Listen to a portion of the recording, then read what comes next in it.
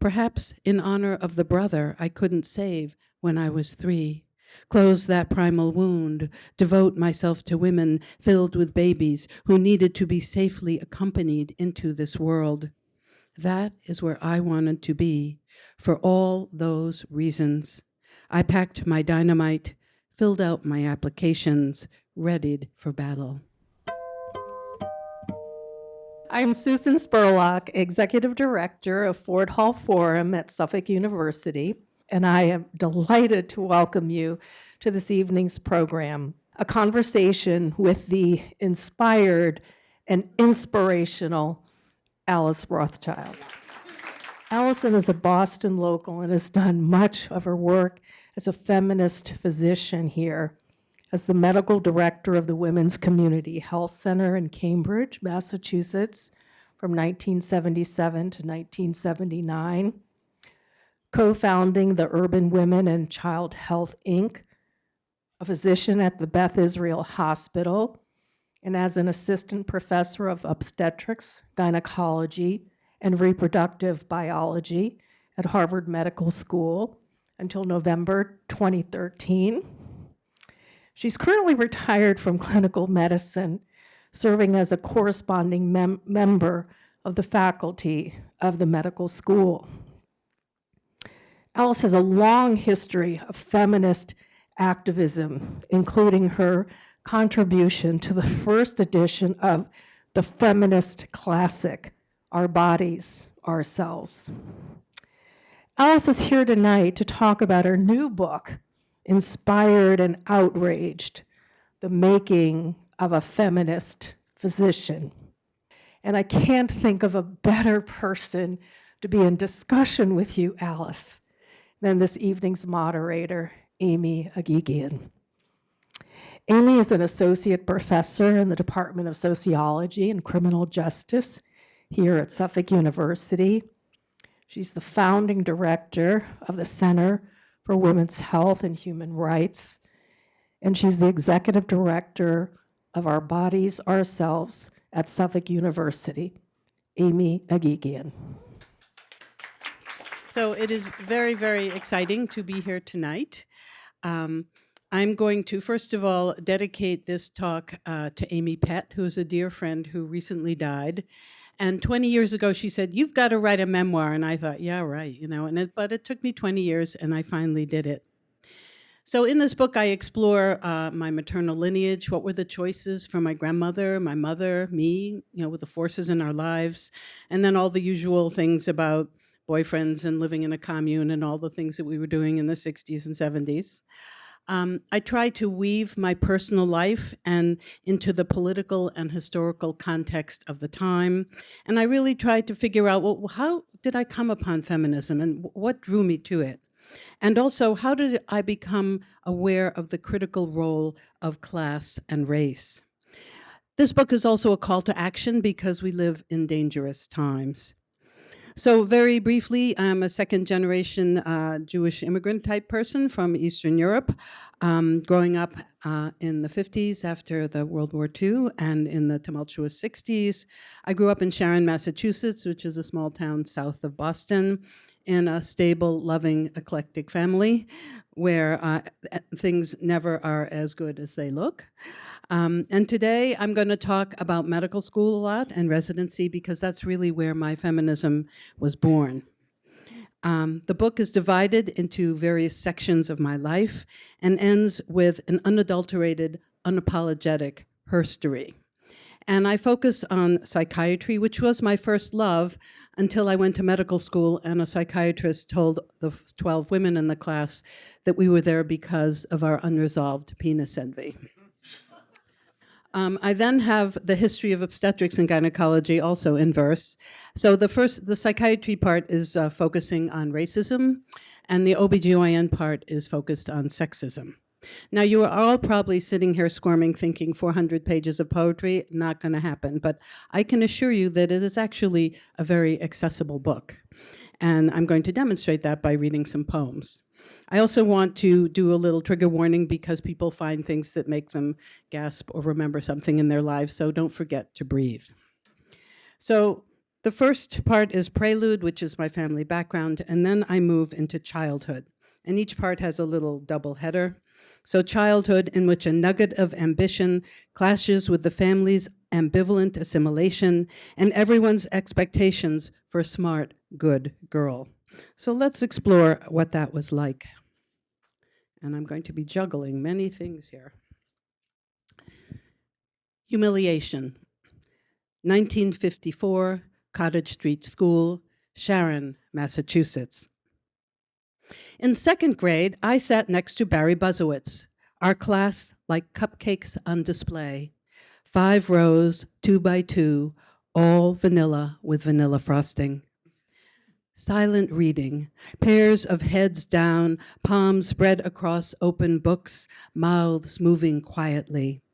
The teacher parked at her desk, exuding the vague grown-up smell of coffee and cigarettes, lost in papers, notebooks, a red pencil tucked behind her ear. I raised my hand like the American flag slowly ascending at assembly, my bladder calling me at the wrong time. There were strict wrong times in second grade. Impending catastrophe grew more urgent. My hand shot up like a jack-in-the-box. My flag waved frantically, whipped by a hurricane of "see me, see me, see me." Fearful I would pee all over Barry Buzzowitz's brown, canvas, neatly tied sneakers. A warm wetness suddenly spread between my legs, puddled on the floor. "Oh, you poor dear." Mrs. O'Donnell hurried over, took my hand, led me to the girls' bathroom at the back of the classroom. Dwarfing the child-sized potty and sink, she stuffed scratchy paper towels against my bottom and crotch. My classmates whispered and smirked as I sat down in my damp, cotton-only underpants, a dark stain on my skirt, a soft squishing sound every time I wiggled. The price of being a good, not too demanding, speaks only when called upon, girl.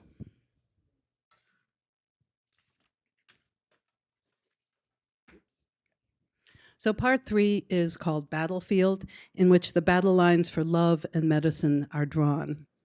And I managed to, live through elementary school and high school and went off to college at Bryn Mawr College, which I describe as my first uneasy collision with class and race. So I'm going to read a poem about graduation. This is interesting to do with one hand. Okay. So I talk about the various things that I accomplished in college and the stresses on trains, et cetera, and then I say this.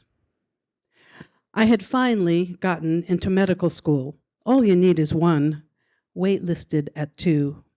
I stood on the grassy, rolling hills, neatly clipped lawns, stately gray stone buildings. These are the facts when I was about to graduate. The facts.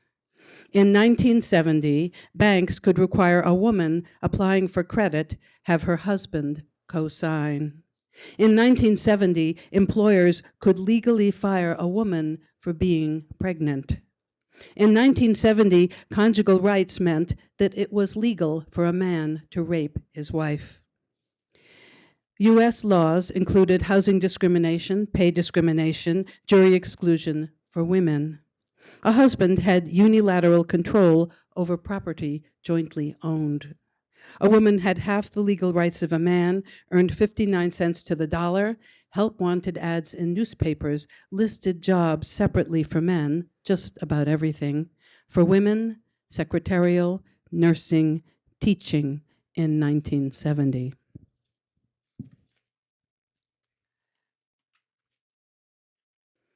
So I got into medical school, Boston University, and this is about our class, and I title this Trouble.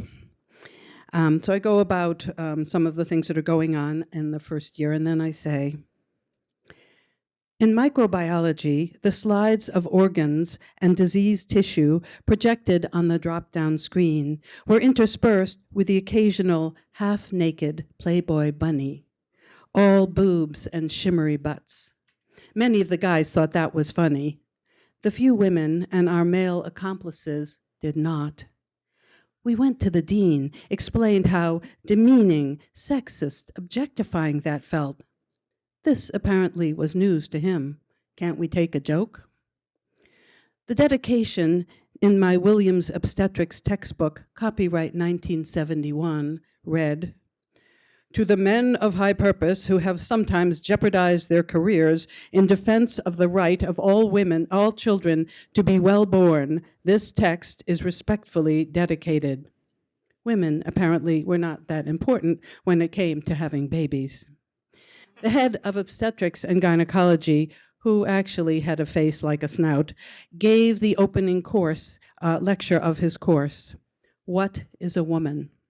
A woman is a man's mother, a man's mistress, a man's competitor, ad nauseum. He used to snort, "The only good uterus is a uterus on the table, ah ha ha ha ha." Provoked, we women rallied outside his lectures with signs and chants, outraged and disheartened.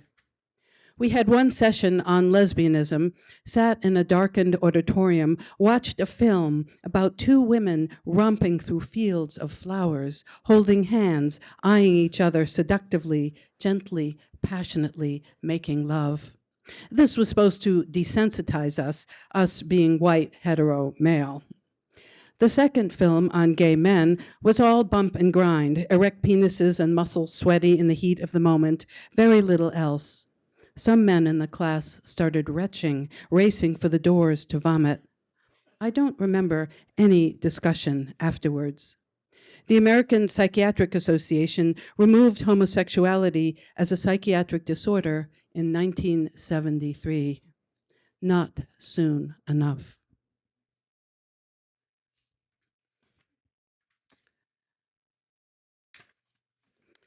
So in order to try to figure all this out, I turned to consciousness raising groups. Consciousness raising, 1970 to 1973, various kitchens, living rooms, bedrooms in the Boston area. College grads, just sorting things out in a world made for men, after the wild competitive scramble to get into medical school. We were a flock of mismatched birds, flapping as fast as we could, soaring too close to the sun, dive-bombed by birds of prey, disoriented without a compass or patterns in the stars or the pull of the magnetic field. We swooped, fluttered, nested, gabbed over hot tea and mulled cider, spiked with too much red wine, confessed our bewilderment, whispered our outrage, plotted our revenge. The search for sisters led us to women marching in the streets, writing self-help books, our bodies ourselves, plastic speculums, flashlights shedding light on the mysteries deep inside. We searched for a new vocabulary, a radical politic to guide our way. Feminism, autonomy, health, a human right, patriarchy and privilege, the avarice of capitalism, the meaning of consent, the objectification and commodification of our bodies. The magnetic field tugged, stars shimmered, we noted the terrain and topography, established our migratory flyways. A medical student or adult woman patient is not a girl ever. Do not trust anyone who says, "Don't worry your pretty little head about that."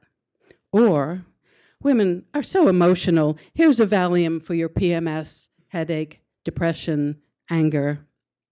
Pick your fights, find your allies, honor your cervix. You know your body better than any doctor.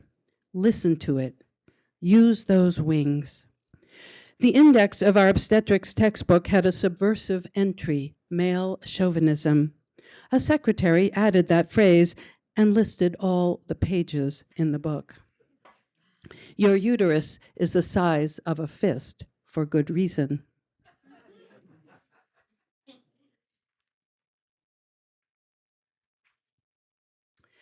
So after bumping into this whole pile of very Freudian psychiatrists, I had a major life crisis because I realized I couldn't do that. And so this is a poem about career choice, and I go through all the options, and then I say this. I watched my classmates find mentors, fall in love with a field, an organ, a path, a life. I asked myself, as a feminist and a woman, where would I make the most impact? Not the usual question. The answer, as a feminist and a woman, was painfully obvious.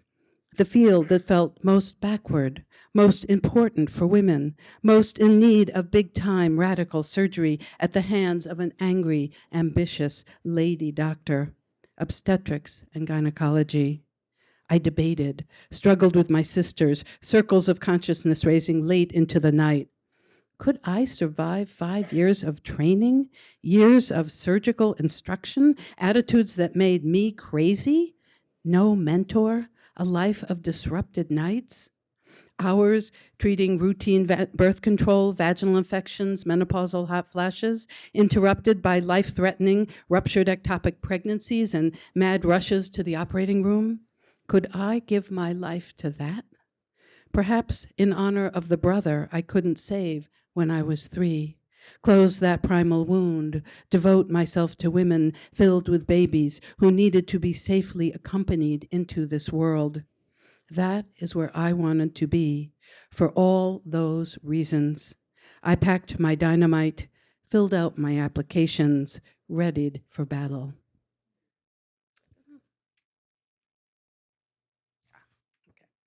So even in the midst of all of this, you do have to learn how to be a doctor, right? So one of the big things is to learn how to do a physical exam. So this is a poem called Physical Exam, and I go through all the various things, and then we get to the pelvic exam. The pelvic exam was a frightful combination of dismay, discomfort, curiosity. The models, prostitutes. Who else would be willing to have a clutch of shaky, sweaty, gloved hands poke and prod that private place again and again for a price? The woman spread her legs silently, an anonymous crotch. That did not feel right. I wanted to say to all the men in my class, but didn't. This woman is a person. When you do a pelvic exam, imagine yourself buck naked, legs in cold metal stirrups, your jewels hanging limply in the cool office air, a gloved hand poking and prodding, squeezing your balls, judging, telling you to breathe normally. Just imagine that. So medical school is also a profoundly radicalizing experience, and I wanted to give you an example of that. I did my 4th year of medical school mostly in New York City, so. See No Evil, 1974, Brookdale Hospital, Brooklyn, New York. The woman sat up in bed, rocking, groaning, father still not allowed in labor and delivery. Her chestnut hair matted, rubbing her swollen belly, hut-hut-hooing herself to full cervical dilatation, bathed in the earthy sense of blood and amniotic fluid. I was so excited to see a mother doing natural childbirth, focused, breathing, in touch with the rhythms of labor. She had taken all the classes. She wanted to have her baby her way. She was in control in a totally out of control moment, birth being wildly primordial. When she pushed, with all her fierceness, I felt the magnificent power of her body, a primal, life-giving force, womb goddess-like, channeling the women who labored and birthed before her. I was awestruck. As the baby's head began to crown, my heart quickened. But the anesthesiologist snapped a mask over her face. Take the edge off, dear. Her obstetrician whipped out his forceps, cut a huge episiotomy, opening her vagina, slipped the forceps over the baby's head, and dragged it out the last inch of the birth canal, robbing her. The doc turned to me, his eyes like darts over his mask. He held his hands over his ears. You didn't hear that. His eyes, you didn't see that. His mouth, you will keep silent. His crotch, you will not say what I did. Sorry, got it. So then we get to residency. And this is the first day of my residency. And hopefully I will have a voice soon. Modern delivery. 1975, Beth Israel Hospital, Boston, Massachusetts. What I learned the first week of my residency on the night obstetrics rotation, 8 p.m. to 8 a.m., 6 nights a week. When a woman arrives in labor, get the IV started quickly. Translation: labor is a dangerous, life-threatening, unpredictable process. She could bleed to death, seize, die, or otherwise be endangered. We need to be ready for everything and anything always. Order the enema. If she's not in active labor, wink at the nurse, a triple H. Translation: high, hot, and hell of a lot. That'll get her going. Order the poodle prep, a weird shave of the lower half of the pubic hair, leaving a tuft at the top. This was supposed to be an improvement over the old practice of a full shave. Translation: pubic hair, ew, I'm suturing here. When the head is about to crown, but not too soon because you will tie up the delivery room, but not too late because the baby will arrive in the hall with everyone watching and yelling, rush to the delivery room. Get the woman to scoot over from her bed onto a hard, narrow delivery table, which still has leather straps hanging from the sides. Remember twilight sleep. While the lady is having contractions and an intense impulse to push, and the nurse is urging, blow, blow, blow. Arrange the woman flat on her back, legs dangling in stirrups, a bright surgical light aimed at the area of interest, everyone around her scrubbed, gowned, masked, as if for major heart surgery. Translation: the most important thing at this point is that the OB can see his sort of sterile surgical field and do whatever it is he plans to do. Scrub the lady's bottom with betadine and drape with sterile sheets. Translation: a woman's vagina and vulva are a dirty, hairy, dangerous place, especially for an obstetrician. Cut a generous episiotomy. Translation: a woman's vagina and pelvic floor are pressing on the vulnerable baby's head, not built quite right for the job. It's a miracle anyone survived birth before we came along and improved everything. This is another day in my residency. The thing is, 1975, Beth Israel Hospital, Boston, Massachusetts. The thing is, he was a prominent doctor, famous man, leader in the field, and I was just a first-year resident, learning how to do colposcopy, which is like looking at the vulva, vagina, and cervix through binoculars. The thing is, when he stared inside that woman and I held her hand because I was just learning, and when he said, with the speculum inside, the cold metal holding her open, well, looks like cervical cancer, my eyes met her wide open, frightened eyes, and I squeezed her hand and thought silently, because I was only a small, insignificant resident, this is not how you tell a beautiful, whole, thinking, feeling woman who is more than just her cervix that she has cancer. This is not the right way to do that. The thing is, when the faculty and residents and wives were at his house chatting and nibbling fancy cheese and fancy cakes and balancing little china plates and saucers without spilling, and he snapped at his wife because she doesn't even know how to make a good cup of coffee. And I saw the humiliation in her eyes, but I was just a small, insignificant resident. So all I could do was to share her humiliation in my heart and think, this is not how you treat the woman. Whether or not she makes a good cup of coffee, you could make it yourself, goddammit, if you have so many opinions about fucking coffee. The woman who has stuck by your side and washed your underwear and made your bed and raised your children and put all those little delicacies in circles on that expensive china. This is just not the right way to do that.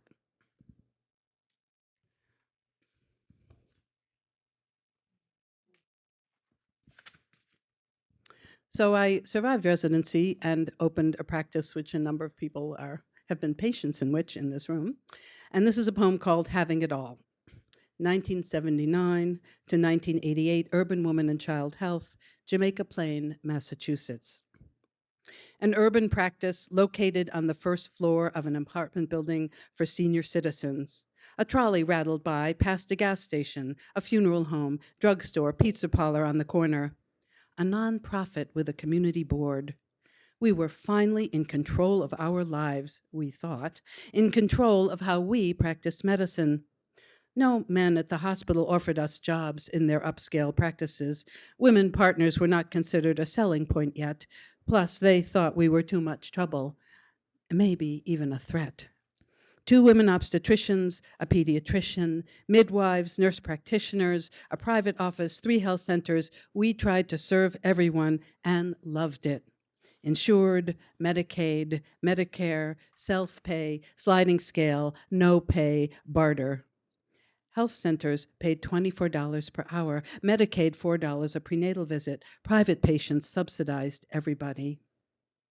The waiting room quickly filled with local Black and Hispanic families, white working class folks, Cambridge feminists from across the Charles River, suburban white ladies looking for lady doctors living in Wellesley and Newton, yuppies, young urban professionals, the vanguard of gentrification. Lesbians, folks with cerebral palsy, paraplegia, avoiding pregnancy, pregnant, menopausal, everything in between. Opening day, the toilet overflowed. I scrubbed the floor myself. Appointment times were generous. In the beginning, every woman was given a copy of Our Bodies, Ourselves, the Bible of the feminist movement. We were committed to supporting, educating, healing in its broadest sense. Our cheerful, frenetic office manager had a psychotic break, her desk filled with unpaid bills we discovered when our beepers stopped working. She never got through sending out patient bills either, free care from R to Z. We were very popular, the only woman OBGYN practice in the Boston area, working directly with pediatricians. We catch 'em and toss 'em to you. We taught classes, offered backup for home births, which were shunned and belittled by the mainstream establishment, spent long hours in the hospital supporting women in labor, thrilling, exhausting, sisterly work. Not cost-effective from a business point of view. Patients loved the midwives. The hospitals refused to give them privileges in labor and delivery until the month we closed 8 years later. We were mostly young women, professionals and staff, supportive of our own pregnancies, parenting, a 3-month maternity leave, a very radical policy. At meetings, someone was always pumping, spraying warm milk from overflowing congested breasts. Over 8 years, we had 10 babies. That was just the docs and the nurse practitioner. The hospital staff, our former mentors and supposed friends, refused to help with maternity coverage. Not part of the old boys network. I was told our patients were too challenging. Translation, poor, needy, outspoken, knowledgeable. OBGYN malpractice skyrocketed to $85,000 per year for obstetrician. That was the reduced rate for Harvard docs. We always said we would close when our malpractice was more than our salaries. So then 8 years later, I was having it all. Our patients gave us a huge goodbye party at Lars Anderson Park. I still remember the photo, surrounded by piles of goofy, smiling kids, our babies. How am I doing for time? Okay. So after you're in practice for a bit, you get to take boards. So this was my experience with oral boards. 1981, a fancy hotel, Chicago, Illinois. Fortified with coffee and Imodium, my deranged gut seething with anxiety, I wait in a sea of anxious men in a much too small room for my name to be called. Dark suits everywhere. I obsessed over the critical female question, what to wear. Demure, but intelligent, but not too threatening. White blouse with a curved collar, ladylike thin red scarf, gray wool jacket, blue skirt, legs shaved, pumps, small stud earrings, a dab of lipstick, loopy curls tucked in a bun. A cross between librarian and missionary. We each are led down corridors like rats in a maze to our own test sites. An ordinary hotel room where I face a microscope, a pile of pathology slides. Name the organ and the disease process. This section will end in 60 minutes. I stare at the inviting double bed, the small square radio, force myself to focus, focus, focus. An hour later, a famous professor clicks open the door. He brings a slide projector with medical histories, electronic fetal monitor tracings, x-rays, clinical dilemmas. He can ask me anything. I want to ask him, do you remember that I was the first woman accepted in your residency program in the history of the universe, and I turned you down? Focus, focus, focus. An hour later, two rotund, congenial Southern gentlemen review my case list. Every surgery I have done for the past year. I am a surgeon, after all, my successes and complications. They can ask me anything. They do. Do you plan to marry? Do you plan to have children? Will you be able to practice medicine? Ding, ding, ding. Brain racing. I could sue the pants off of you, which would not be pretty. I smile demurely, formulate my strategy like a general in the throes of battle. Oh no, I nod sweetly. I plan to devote my life to medicine. I am a nun in the service of the goddess of the uterus. I document everything. Months later, when I'm officially accepted as a fellow in the American College of Obstetrics and Gynecology, I lodge my complaint. The official letter of apology comes quickly. They know I could sue the pants off of all of them.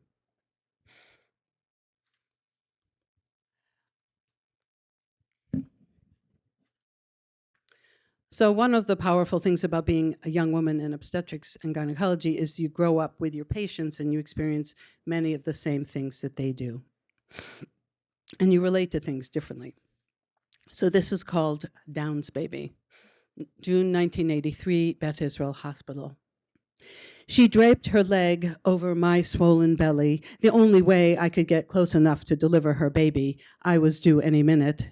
Her husband stood on the other side, holding her as she pushed. She had a dream pregnancy, amazing labor. I felt excited, almost envious. After the head emerged, I wrapped her hands around the baby's shoulders. Together, we lifted the boy onto her belly. Mother and father curled around their child, weeping with relief and joy. I looked, knew at once. Broad forehead, almond-shaped eyes, flattened bridge of the nose. The nurse knew too. Down syndrome, trisomy 21, intellectually disabled. This was before routine prenatal screening, blood tests, ultrasounds.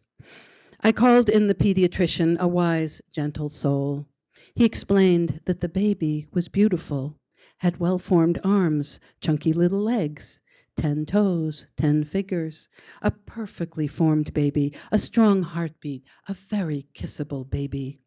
The parents glowed and cooed, and probably Down syndrome. Silence. The father recoiled, shocked, never touched his baby again. The mother wrapped herself around her infant and cried. The next morning, I waddled into their room. The mother-in-law lunged at me, screaming, "How could you let this happen? I could kill you." Her son had to restrain her. They decided to put the baby up for adoption. There are families that adopt Downs babies. The husband told his wife she had to choose. They left together, empty-handed. 2 weeks later, I was wheeled into my postpartum room. I could hear my roommate through the blue checkered curtains, a big, adoring, loud, working-class Italian family. Smells of garlic and tomato sauce, blue balloons bouncing off the ceiling, a baby boy. Broad forehead, almond-shaped eyes, flattened bridge of the nose. They could only see what was beautiful. Now it was my turn to weep.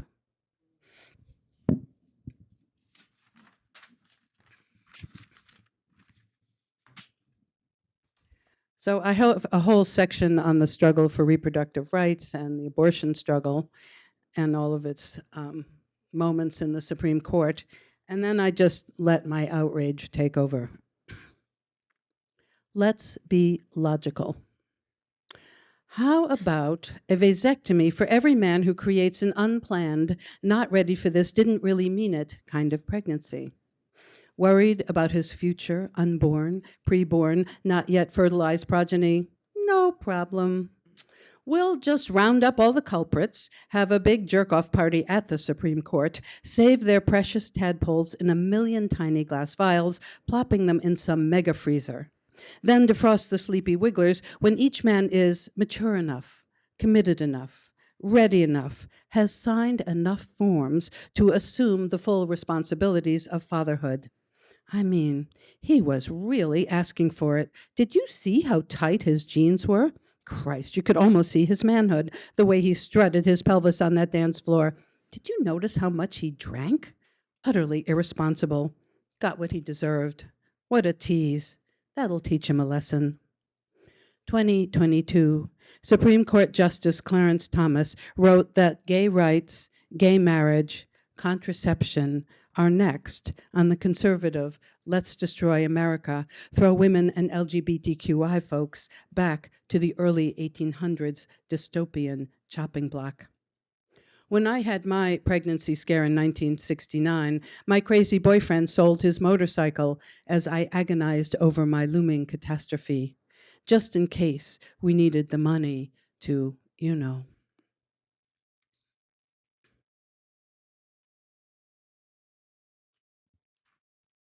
So I'm going to close with this. It's called Obstetrical Musings, and it's a bit of an answer to the psychiatrist who told us we were there because of our unresolved penis envy. Just after Eve and forevermore, everywhere. A pregnant person is crammed with underappreciated organs. The placenta, with its thick, ropey blood vessels glistening in the dark, rooted to the walls of the womb like a great, life-giving beech tree. The cervix, a tight-fisted neck molded to the southern end of the uterus, a pink mouth with many faces, tight, puckering, pouting, laughing out loud, holding the baby in, then magically, with the help of prostaglandin and a whole lot of effort, letting her out. The vagina, a narrow tunnel with such versatility, squeaking in tampons, warm and moist for penises and other pleasures, stretching like a giant balloon around the baby's bowling ball head. Secreted, hidden splendors, shrouded in obscurity. Penis envy? Forget it.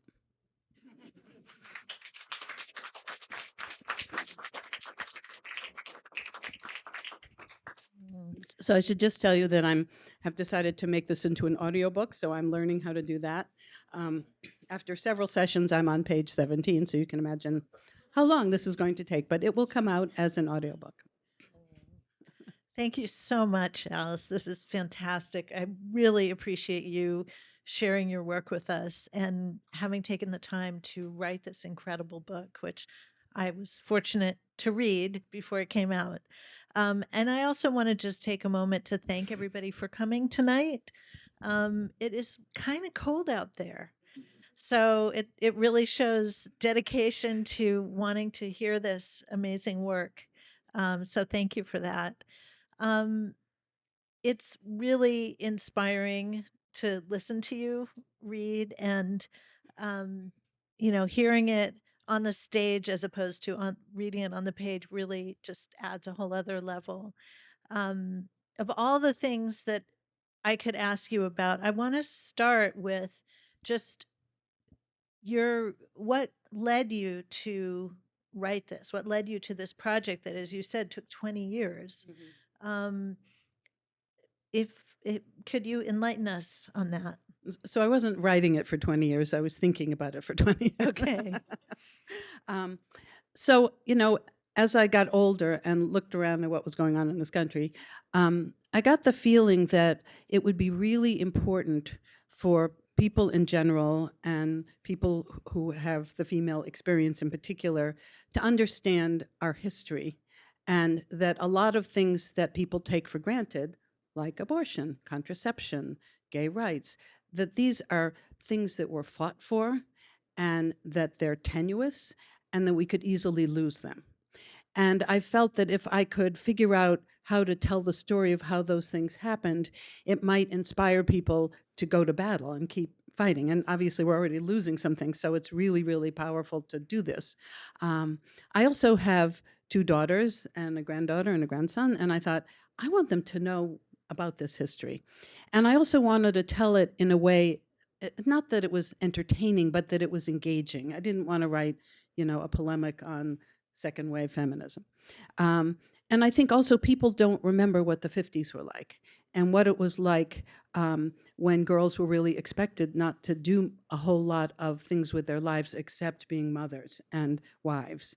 And I think that people need to know what it was like to break boundaries and what it was like to be the first person to get into something and then realize you look around and there's all these men there and you're the only woman, and it's a kind of hostile environment. So that was sort of my motivation to do it. And I had originally thought I would write it in prose because my other books are in prose. And I've always written poetry, but I'm not a poet. Why would I write something in poetry? And then what happened was I tried and it didn't sing. It just didn't grab me. And I started having all these memories, and it all came in poetry. And it was the kind of thing where it came like while I was asleep and I had to get up and write it down, or I was hiking. And, my husband and I had to have a rule that I was not allowed to write while hiking because it really was annoying to him to have to stop every 10 minutes. So I could only write when he was peeing or when we were having lunch, So I would walk along saying the phrase over and over again until the right moment. So it was almost like self-psychoanalysis. One memory triggered this cascade. And obviously, all the memories didn't go in this book because, you have to work at it and you have to make a poem sing and all that kind of stuff. But it was an amazing experience because it was just this flood. And, I had some boxes of stuff and some diaries and some letters and stuff, but mostly it was just sort of free association of things. And then every poem was critiqued by my critique group. If I was writing about things that I thought someone else would know something about that I shared, I would send it to them. So I had like secondary readers, and it was a lot of stuff, but it didn't come in any order, God forbid, right? So then I had this huge pile of poems, and I had to figure out, okay, what's the arc of the story and what brings the story forward and how do I organize it? So that's sort of the process. It's fascinating. And it's amazing when the inspiration just like comes to you. That's such a gift. So with all of the challenges that you faced as a young woman growing up in the 50s and everything that you describe in the book, can you talk about your sources of strength? Right. Both in becoming a doctor and in the women's movement, what gave you the courage and the fortitude to pursue this path? Well, when you're in the middle of it, you don't know that you're in a place where you need courage and fortitude. So, I grew up in a family where like girls could do anything they want, as long as they got married and had children, and preferably with a nice Jewish doctor wife, a husband. And, that was sort of the foundation. But after that, you could do anything. So I grew up thinking, I could do anything. And, went to a college where women were thought to be smart, which was very helpful.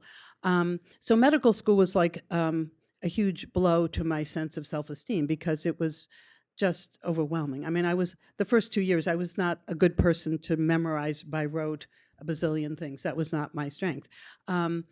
And so what happened was that in medical school, we found a sort of cohort of women and progressive men that we stuck together. I also lived in a commune, and I had my communards helping me stay together. And a lot of time I floundered, because I didn't, I couldn't see anyone I wanted to be like, which is a problem when you're trying to become part of a profession.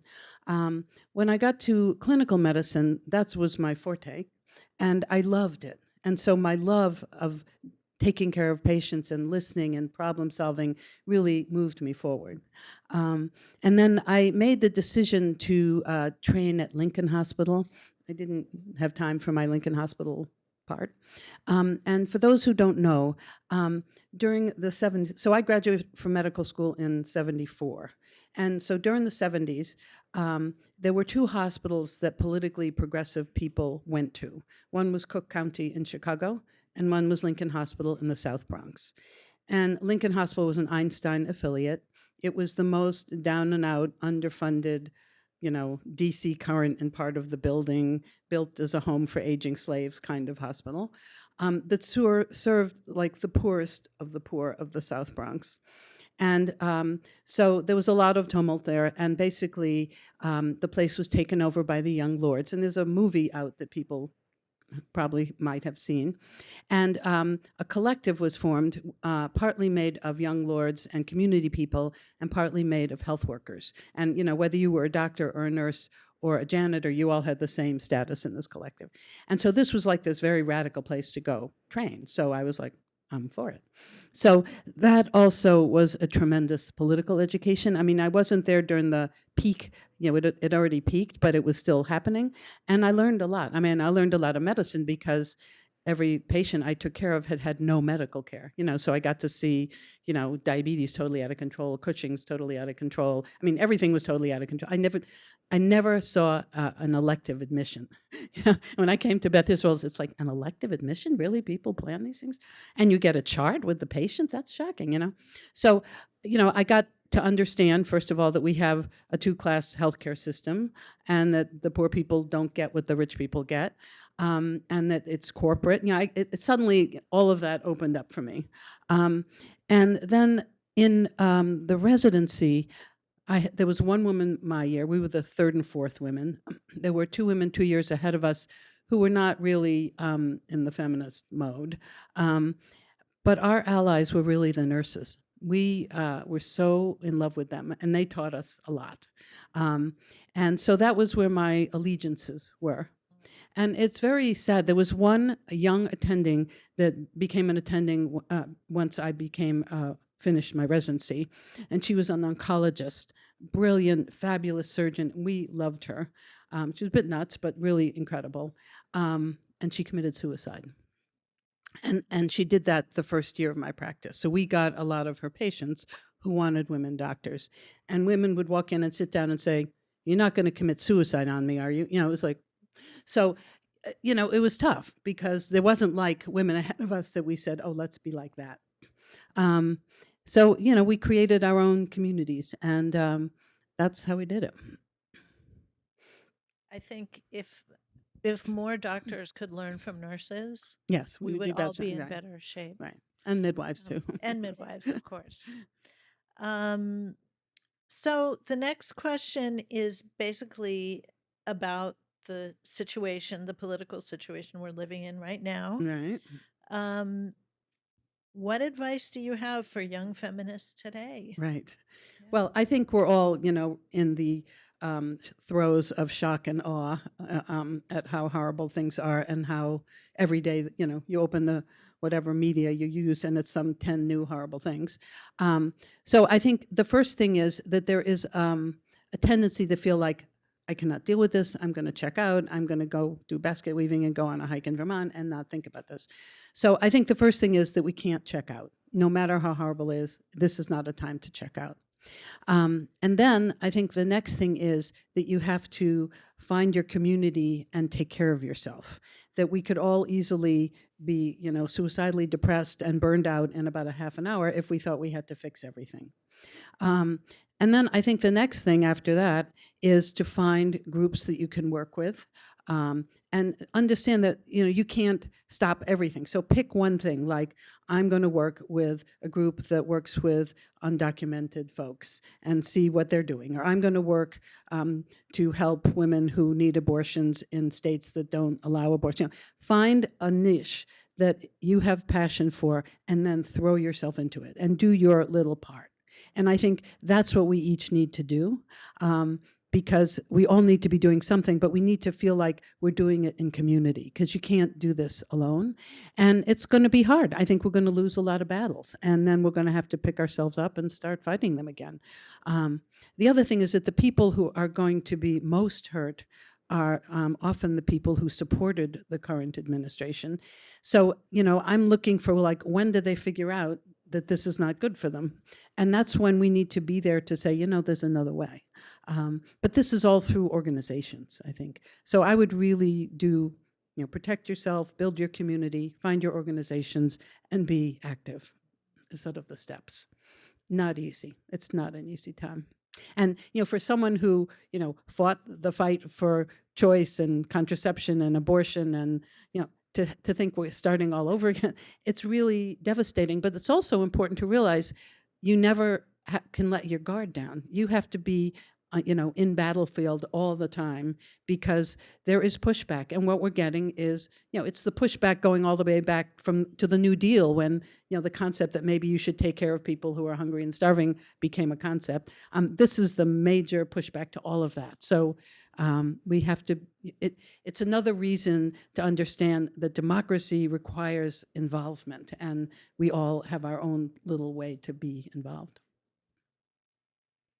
Well, I'm going to leave it there. Thank you so much. I want to open it up to Sure. questions from the audience. We have a lovely audience here, and we also have an audience online that we're going to take questions from. I think it's really wonderful hearing you read, because it made it very clear that it's poetry / prose and very accessible. And I think that sense of we became very professionalized and relied on institutions for things, and now those institutions are withdrawing their support. And so fortunately, some of us are still around who remembered what it meant to do this work before we were professionalized. So Right. I'm excited about that. I wanted to ask about something that's not in this book, Okay. but is what's central to your life, which is your work in terms of Palestine. Right. And kind of wondering how this trajectory became a trajectory with a global perspective on it, and particularly as one of the most sort of courageous Jewish voices for Palestine in a moment now where we think it's bad here. It couldn't be much worse there. So I'm just wanted to ask about that. It's an interesting question. I don't see this work and that work as being in different compartments. I feel like, I made, a commitment to try to figure out how to live an ethical life that is focused on issues around justice and on respect for every person. And so when I also have the background of, being around during the Vietnam War and learning about colonialism and imperialism and all those kinds of things that I did not learn as a science major, I must say, and wanting to put it into practice all the time. So, my first understanding was understanding that the medical system, the market corporate medical system, is highly detrimental to health, And so I carried that kind of understanding with me, whatever I did. And when I realized that Israel was something that was very important to me as a child, and I grew up in a very Zionist family, and we loved Israel, and we didn't ask any questions about anything, and we didn't know what we didn't know.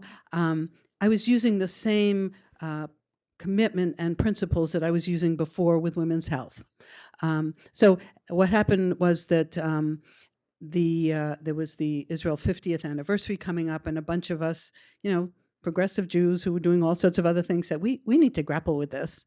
And what we did was we sat down with a group of Palestinians and said, tell us your story. And so just listening to stories, just like I listened to patients, it was the same ability to step out and just sit and be present and walk in the shoes of somebody else. And that was a very radicalizing experience. And then once I got it, and once I realized that I had missed a whole part of the history and basically had been told the story that was really a false story.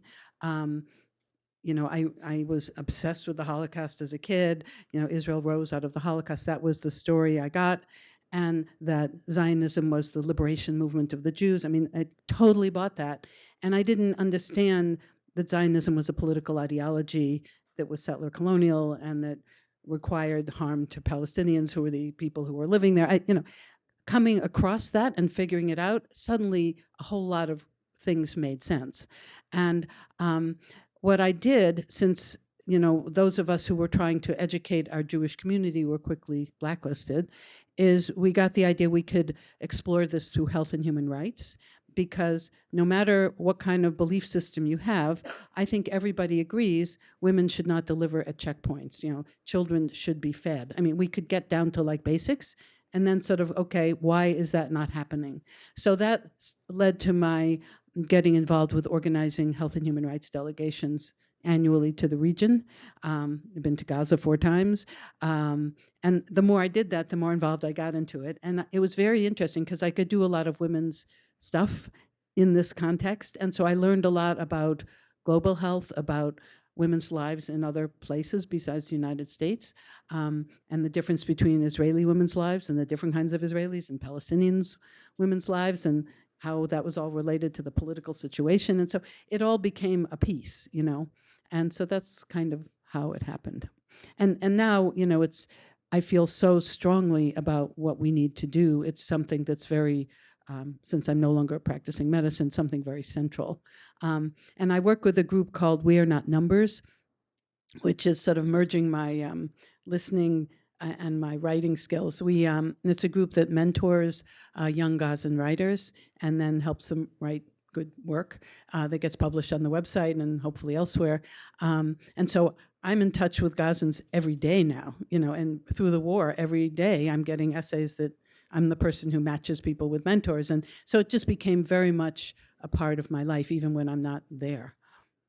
There's a question from Elizabeth Fox, who is one of several who have identified themselves as grateful patients of yours. And HIPAA violation here, guys. Okay. Well, you could be anonymous, but Elizabeth chose not to be. Elizabeth writes, I'm sorry, but not surprised that you lacked a mentor. Did any female writers inspire you in the writing of this book? So when I was writing this book, I had been writing a book for young adults, and I was reading and middle grade. And so I was actually reading children's literature, and I'm of course blocking on the names of these writers. There was a woman writer and a male writer that wrote very powerful poetry that was historical. But since I'm old, I can't remember their names. So yes, but it was in the children's literature.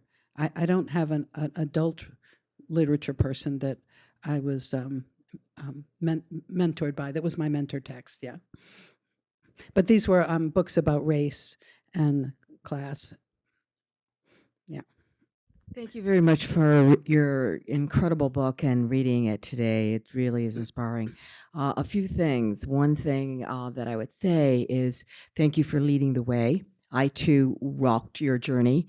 I was very shunned in medicine, and so I totally could relate to that. And given also a person of color, it added another Double, right. level to that.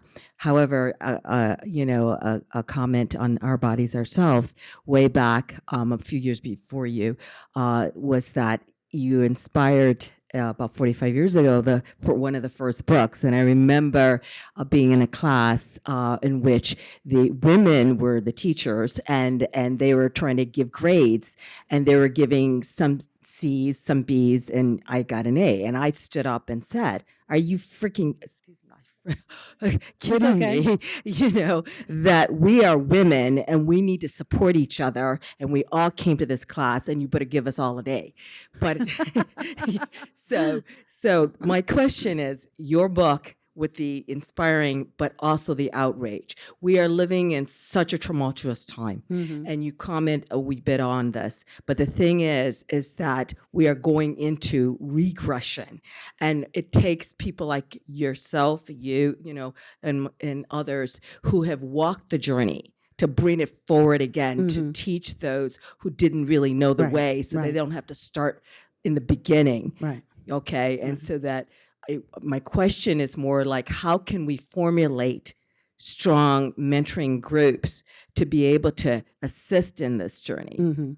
Well, I think that it depends on what community you're in, and that whatever community you're in, you should be reaching out to the younger women and saying, let's talk, and have you read this book, and have you read that book, and how is it for you? And, make it clear that you are an ally, and that you have experience that's valuable in the struggle ahead.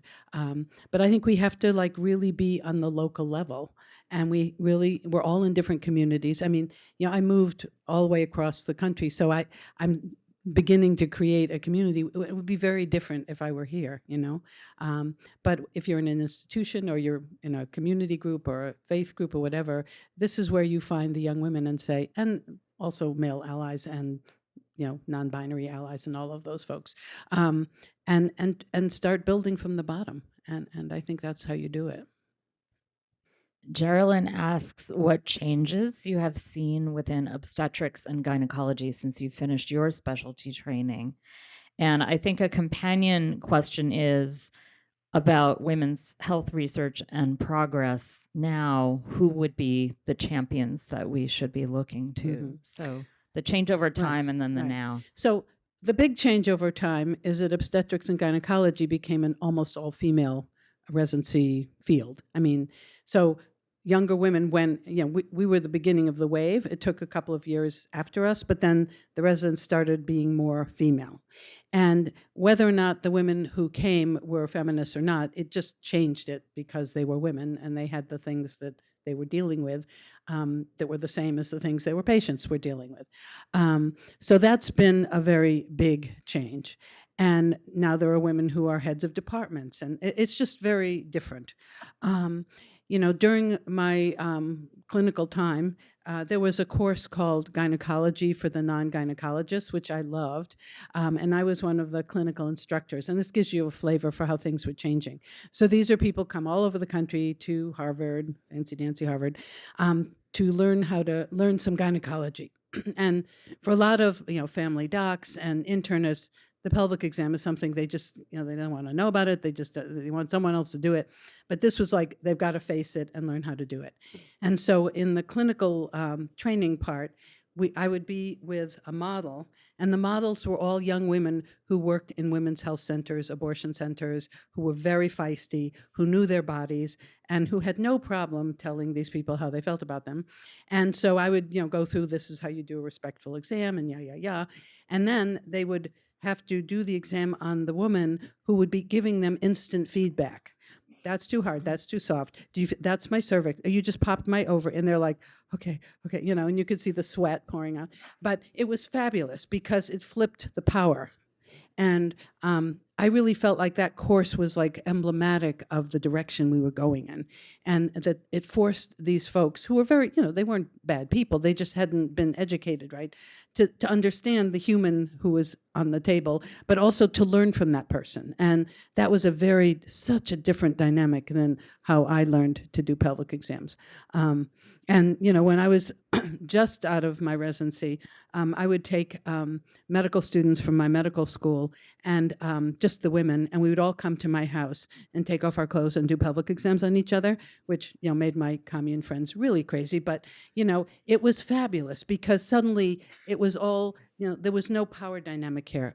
I was the teacher, but we all had a pelvis and a cervix, and everybody wanted to see. And we started doing that kind of stuff, and I think that really changed the dynamic. What was the other part of the question? It was about women's research now. Oh, women's research. So, when I went to medical school and residency, I learned next to nothing about menstrual cramps, pelvic pain, vulvar pain, perimenopause, menopause. There was no research, there was no interest. It just wasn't, because the researchers were all men. And it's like women were born to suffer, so this is just another thing we had to suffer through. And by the time I was like in full form, there was, for instance, the North American Menopause Society, which is now a huge society that's internationally famous that studies menopause, and it's men and women studying menopause. But it's like I was there at the first conference. We were like dancing. I mean, it was just so exciting to have this new academic field opening up and people doing research. So there's been that kind of thing. So now, like in my old practice, which I went to Harvard Community Health Plan, which became Harvard Vanguard, there's a menopause center. And people refer to the menopause center, and I used to work in it, and that's totally how it was not before. There's also a vulvar and vaginal disease center, again, launched by a woman. A number of us trained, because when I had to stop doing obstetrics because I had a back injury, and so what I did was to say, okay, I'm going to learn all the things that no one wants to do. So I learned menopause, perimenopause, vulvar disease, and then I had specialties in that, and it was fabulous because this was all new. And none of this was known when I was in training. So there's a lot more of that going on, just because there are women in the field and they know all the things that are going on. And we understand that perimenopause isn't something that you just kind of suck up and get to menopause. It's a whole stage of life, and sometimes it's okay and sometimes it's not. And that was not on the list of interesting things to study when I was in school. So that's really, really different now. And yesterday I was gave most of this talk at Brookline Booksmith, and in the back there was a row of first-year medical students from Boston University, which totally warmed my heart. And now they have courses in activism and just stuff that I was like, what? I asked them, so tell me what's new, and it was just really different than when I was there. So I felt really positive about that. Dr. Rothchild, I'd love to hear more about your relationship with our bodies ourselves through your life. Okay. So, when I was, so Judy Nursegian is one of the movers and shakers in Our Bodies Ourselves in the collective. And she and I met as seniors in high school at the Greater Boston Youth Symphony. She was the first cellist, and I was the last second violinist. So I squeaked in by the squeaky little place, but we were all playing the same music, so that was good.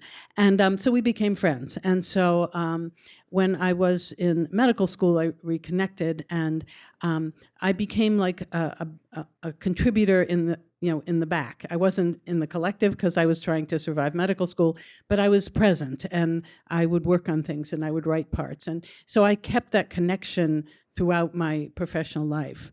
The thing that I want to say is that even though I was part of creating Our Bodies Ourselves was critical for me, because it was the first time that I saw a way to practice medicine that was different than what I was seeing in real life. So, it gave me the idea that, women should be treated as intelligent people, and they know their bodies, and you should discuss things, and be aware of power dynamics and blah, all that kind of stuff.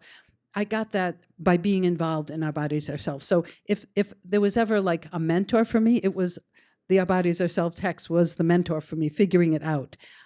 So it was actually really important for me both to share information as I learned more, but it was also important for me as a developing young physician trying to figure out how to be and, how to take care of people. So yes, very important.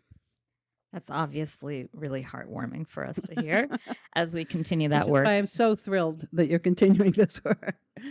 Well, your answer anticipates the last question I have from our remote audience, which is my misunderstanding of the previous question about writers to inspire you. The question the person was trying to ask was writers that maybe sustained you during your medical training and your work as an OBGYN. Okay. So not inspiration for you as a writer as much as... Right.